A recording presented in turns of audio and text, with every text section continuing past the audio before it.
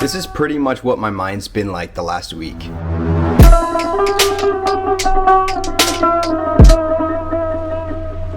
So I just recovered from the flu, but I haven't meditated in like a week or so. And the reason is because every time I sat down, I would just feel all the pain, all that disgusting mucus, and I just was not in the mood to try and like overcome that with my mind. So yeah, I haven't really meditated in about a week now, and I can tell you, I'm feeling the effects.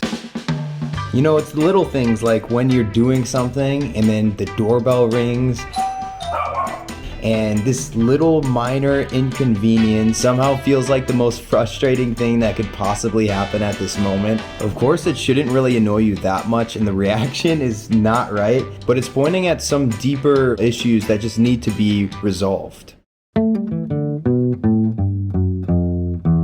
See, I normally meditate every single day, and the reason for that is because it's like the one thing that makes me myself. Like, it makes me feel like myself. It brings me back to who I am every single day. So it's like no matter how bad I might be feeling when I wake up, as long as I meditate, I know that I'm gonna feel good.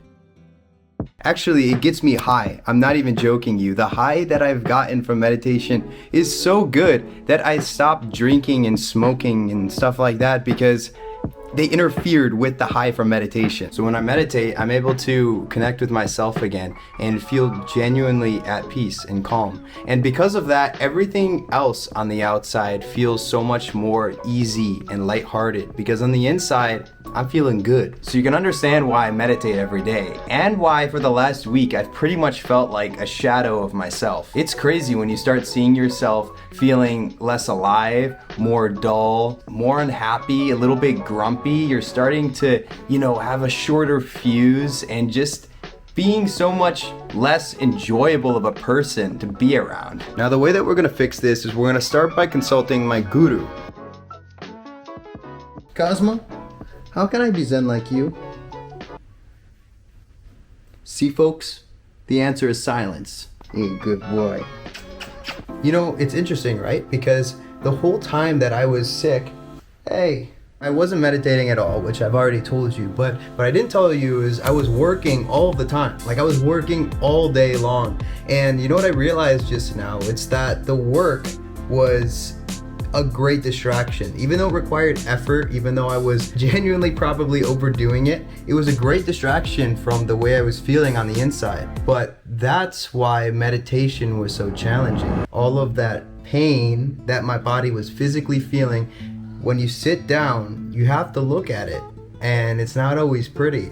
And I feel like, I was sick in that moment, but that's almost like an allegory for so many other things. A lot of the times, the biggest challenge in meditation, it's not necessarily always this physical pain. Maybe there's some physical discomfort, but it's more like an energetic, emotional pain. It's this restlessness, it's this discomfort that you're feeling of just sitting still, of being with yourself. By dealing with the pain, you make it better, you lessen it. So honestly, I do regret not using that little energy that I did have last week to just try and meditate a little bit more, because I know I could have, but I just didn't want to have to deal with all of that pain. All right, guys, let's go have a nice little meditation session together. And in the process, I'll show you a little bit about what I like to do myself.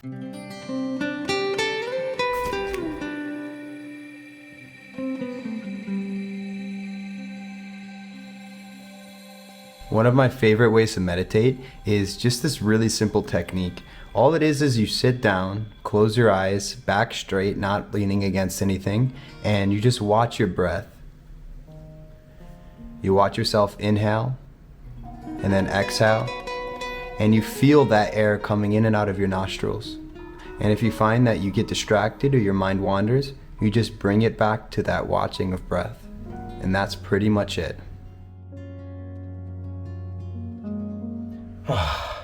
So much better. I can't tell you how much lighter, how much more like myself I feel.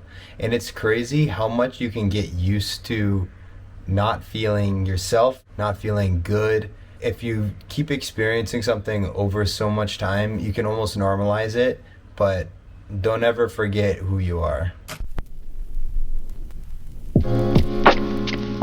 So I actually learned that meditation technique from a sports psychologist back when I was 19. Back at that time, I was performing really poorly as a hockey goalie, and I had hired him to show me how to improve my mental performance, because that was the biggest challenge for me, was the mental game. I would get really bad anxiety, and he told me how to meditate. The first time I did that before a game, I had the best performance I had in years. So since then, I've been using this meditation because it just brings you back to yourself over and over and over again. But of course, I like to have a little bit more of a spiritual component too in my practice. I feel like meditating for longer than 20 minutes is really where the gold is, because before that, it's almost like you're just kind of warming up, like you're not quite there. And for any of you that do kind of get past that 20-minute mark, you notice the longer you go, the better you feel. You find this like deep depth, this ocean of calmness. It's not really something you can put into words, but when you feel it, it feels like you're home. So that's why I do it. It brings me home. Ali and I have started our own YouTube channel where we make like vlog content stuff now. Ali and I now make them together on our new channel. So that's linked in the description below. Give us some love. Yeah, exactly. Us documenting our life, then go downstairs and go in the description and click the link. But that is it for the video, guys. I hope that you enjoyed me taking you along for this much needed meditation. Peace out and subscribe for more. I'll see you in a couple days.